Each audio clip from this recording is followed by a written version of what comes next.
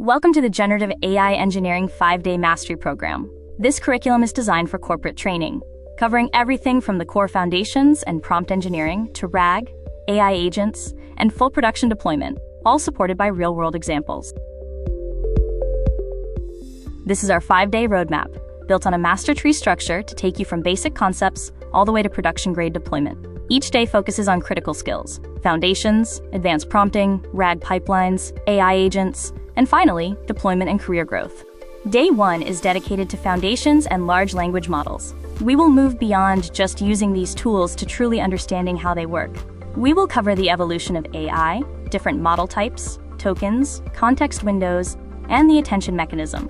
So what is generative AI? Unlike traditional software that follows fixed rules for predictable output, GenAI learns patterns from data to create original content. It is like a chef who, instead of just following a recipe, uses their experience to create something entirely new and unique. To understand the landscape, think of these terms as nested subsets.